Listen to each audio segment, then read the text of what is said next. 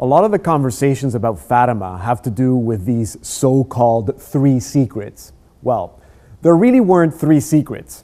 During the third apparition on July 13th, 1917, Mary showed the children two visions. The first was a vision of hell.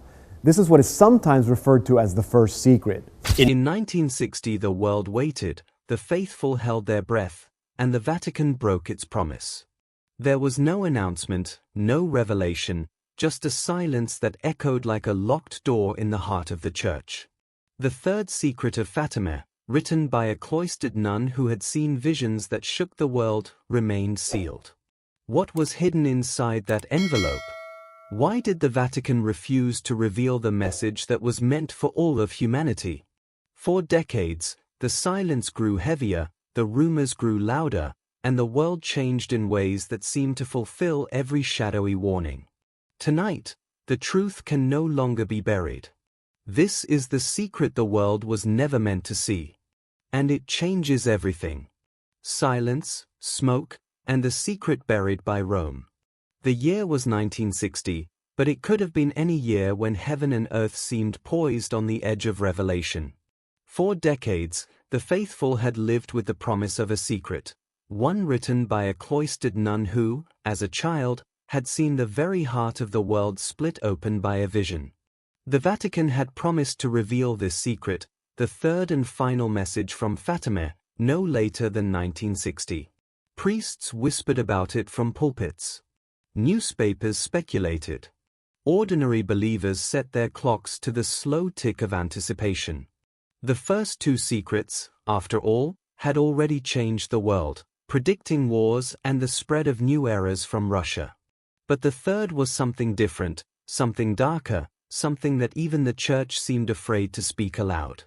As the year arrived, the world watched Rome with a strange mix of hope and fear. The church had always been a fortress, a keeper of mysteries, a place where secrets could rest safe behind stone walls and heavy doors. But this secret was not meant for silence. It had been entrusted to Sister Lucia by a lady clothed in light, a message inscribed in her own hand, sealed, and sent to Rome with a single command: reveal it to the world. When 1960 came, however, the Vatican did not answer. There was no announcement, no solemn proclamation, no special ceremony or reading. Instead, a profound and chilling silence fell over the church. The envelope remained sealed. The faithful stood stunned, and the promise was broken. The silence itself became a kind of message, one that spread far beyond the marble halls and velvet curtains of the Holy See. It drifted through the streets, found its way into chapels and kitchens, and settled deep into the hearts of those who had waited for truth. Sister Lucia, the last living visionary of Fatima, had always been the Church's most obedient daughter. She was the one who wrote the secrets down, the one who lived her days behind the cloister's walls, the one who was supposed to have her voice protected by the hierarchy. But after 1960, her voice was muffled, if not entirely silenced. Her words were filtered, her letters censored, her interviews rare and tightly controlled. She would never again speak freely about Fatima. What had once been an open line between heaven and earth was now a cold, institutional wall. The Vatican's official explanation was brief and oddly dismissive: the secret did not concern our time. That phrase settled like dust, but it did not erase the questions. Why break the explicit command of the Blessed Virgin? Why hold back a message meant for all humanity? Why risk defying not just the faithful, but heaven itself? Rumors swirled in the absence of answers. Some claimed the envelope had been opened and then quietly resealed, its contents too dangerous, too terrifying, or too destabilizing to be made public. Others believed the secret had been buried because it contained prophecies that the Church could not bear to face, warnings of internal betrayal and a spiritual rot that would start not with the laity but with the shepherds themselves.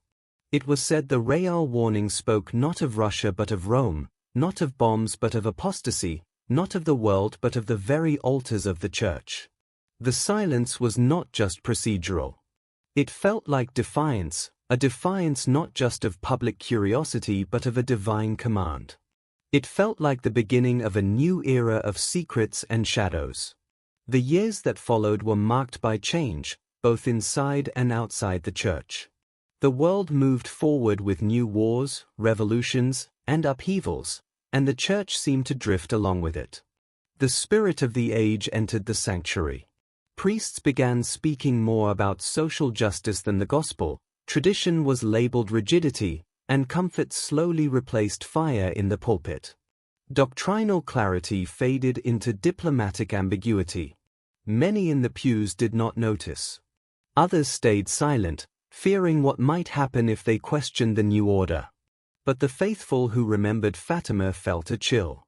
They wondered if the silence was not just bureaucratic delay but the result of something deeper, something that was already unraveling from within. Throughout these years, Sister Lucia continued to write letters, her voice increasingly measured, her warnings increasingly grave. She spoke of diabolical disorientation, a spiritual inversion in which evil would parade as virtue, where doctrine would be blurred, and where even the good would be led astray. She insisted the greatest danger would not come from persecution or war but from within the very heart of the church. She wrote of a coming time when Satan's final assault would be aimed not at the laity but at the altars, not at the world but at the shepherds. The church, she warned, would face a trial of confusion so profound that only prayer, penance, and devotion to the Immaculate Heart of Mary would be enough to withstand it. Despite the warnings, official statements from Rome were sparse, and the Vatican's grip on information only grew tighter. Whenever Lucia spoke publicly, her words were subject to approval, and over time, her testimony was reduced to vague generalities. Her last freely given interview, in 1957, contained words that would haunt generations: "Do not wait for Rome to call the world to penance. Do not wait for bishops, priests, or governments. This is the hour for every soul to begin their own spiritual reform." These were not words of piety. They were words of warning, words that suggested time was short, that the world was drifting away not just from God but from the very structure built to lead it back. Lucia described souls consecrated to God falling in great numbers, religious leaders dragging others down, and a spiritual blindness spreading through the hierarchy. It was a vision of not just decline, but betrayal. Rome responded with silence, then with discredit. Shortly after that interview, Father Fuentes, who had published Lucia's words with episcopal approval, was removed from his position. The Diocese of Coimbra issued an official statement declaring the interview false, claiming Lucia had said nothing of the kind. Overnight, the last free voice of Fatima was silenced, and Sister Lucia herself was placed under stricter observation. Yet, her letters, carefully written, quietly distributed, continued to warn of an inner rot, a battle raging over the soul of the Church, a great confusion in doctrine, a cowardice in preaching, and a leadership that preferred nostalgia to obedience. The more the Vatican insisted that Fatima was about the past, the more the world seemed to live out its prophecies. Scandal followed scandal. Doctrinal confusion became the rule rather than the exception. The faithful grew weary, the flock scattered, the shepherds seemed more preoccupied with public relations than penance. The envelope sat in a Vatican drawer, untouched, its contents known to only a select few. When the year 2000 arrived, the Vatican finally released what it claimed was the third secret, a vision of a bishop in white, walking through a ruined city, corpses everywhere, martyrs falling, arrows and bullets in the air, and the Pope himself struck down. Theologians rushed to declare it a metaphor, a vision already fulfilled, perhaps a reference to the assassination attempt on John Paul II. But to many, the vision was a riddle, not a message. There were no words from Our Lady. No clear warning. Just symbols. Just silence where there should have been speech.